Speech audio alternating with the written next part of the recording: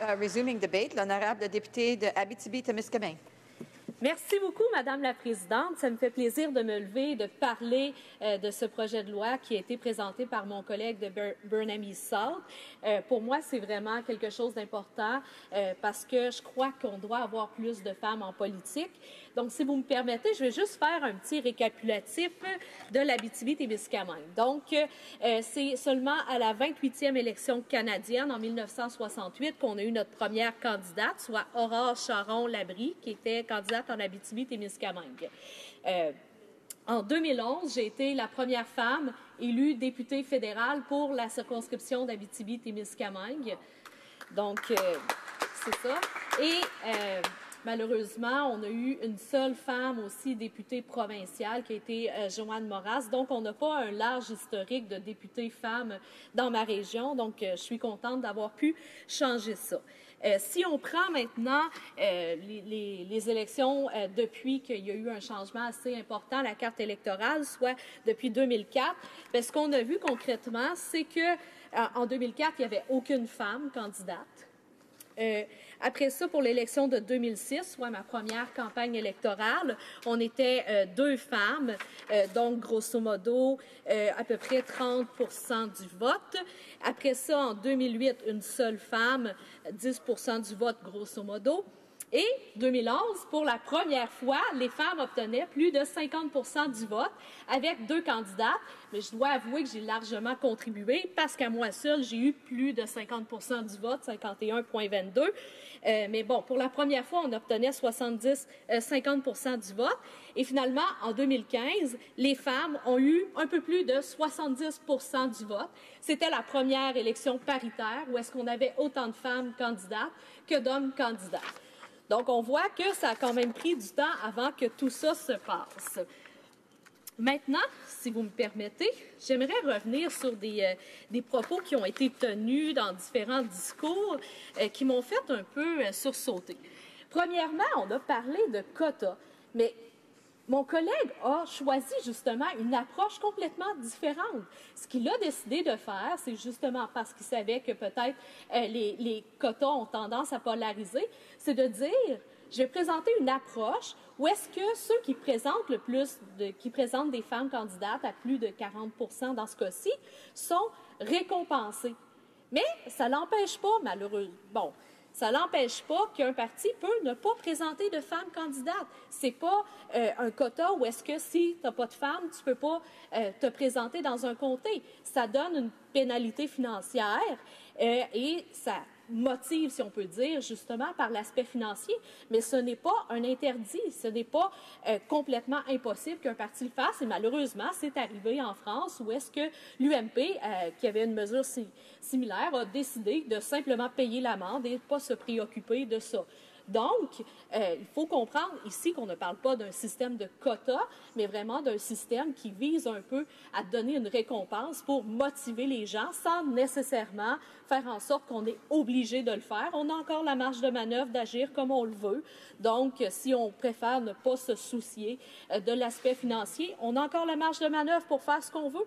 Donc, je trouve ça bien comme approche d'avoir décidé de justement prendre cette approche-là à la place du quota qui aurait pu polariser davantage le débat.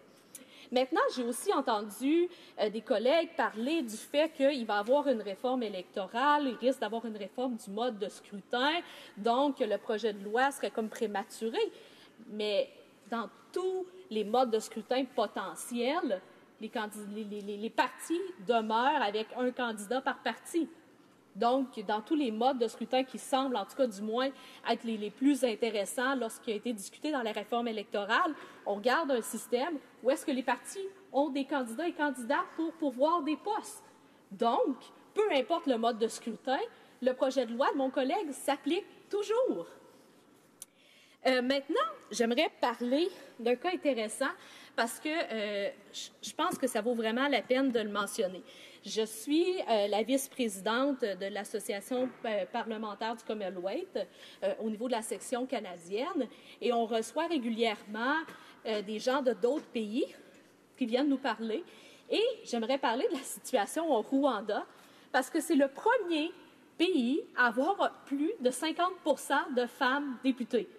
dans leur élection de 2013, ils ont eu 64 des sièges au Parlement rwandais.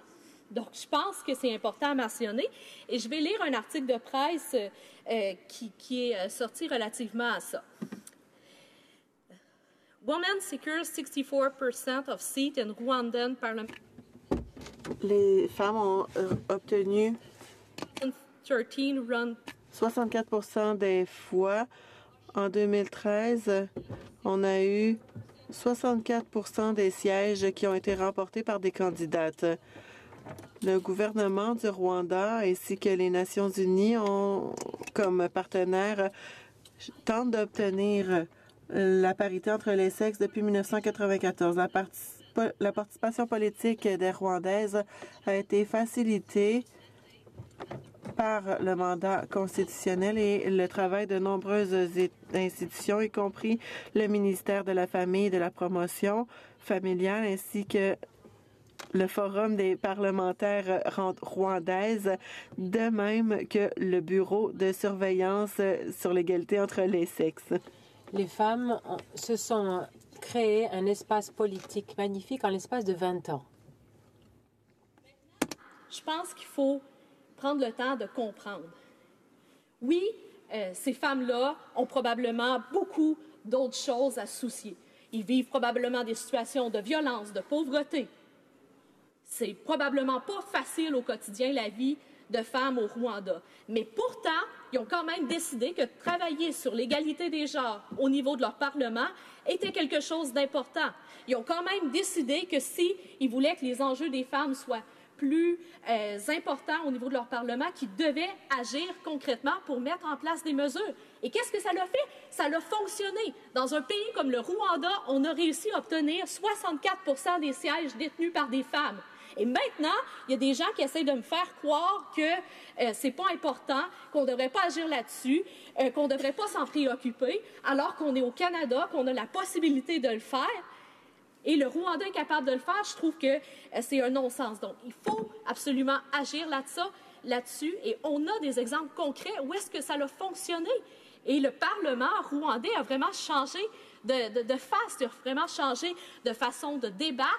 Quand je parle à des collègues rwandais qui me rendent visite de temps en temps au Canada via l'Association parlementaire du Commonwealth, je suis à chaque fois impressionnée. Et si on prend en considération tout ce qui a pu se passer au niveau historique au Rwanda, je pense qu'on vient vraiment de loin et pourtant, on a réussi à le faire. Maintenant, il faut comprendre qu'en 2015, on avait seulement un tiers des candidats aux élections qui étaient des femmes. On avait 98 circonscriptions qui n'avaient aucune femme comme candidate dans les 3 principaux partis. Pourtant, bon, le NPD est un parti qui a décidé de mettre une approche concrète pour obtenir des candidates. Donc, on avait quand même 43 % de candidates versus 31 % au Parti libéral et 20 % au Parti conservateur. Maintenant, la raison pour laquelle je dis ça, c'est qu'au rythme actuel, si on ne prend pas des mesures plus concrètes pour vraiment essayer de développer la parité, on risque peut-être de l'atteindre en 2075, dans 60 ans, et même encore, il n'y a aucune garantie. Est-ce qu'on peut se permettre d'attendre encore 60 ans pour atteindre la parité, quand on sait qu'un pays comme le Rwanda, qui a mis les efforts, a été capable de le faire en 20 ans? Je crois que c'est complètement ridicule. Donc, mon collègue a un projet de loi qui est tout à fait intéressant, qui prend une approche, justement, qui n'inclut pas des quotas, qui a décidé d'adopter une approche différente pour laisser quand même une marge de manœuvre aux partis politiques. Je crois que ça vaut la peine d'envoyer ce projet de loi-là en comité. S'il y a des gens qui ont des suggestions d'amélioration, je suis sûre que mon collègue est ouvert, comme il l'est toujours été. C'est tellement facile de pouvoir discuter avec lui. Donc, n'importe lequel des collègues, si vous avez des questions, allez lui parler. Je suis sûre qu'il est ouvert à la discussion. Mais je crois vraiment que si on veut ne pas attendre 60 ans encore, il faut envoyer ce projet de loi-là en comité. Les femmes ont assez attendu comme ça et on a la preuve concrète qu'on peut agir. Merci beaucoup.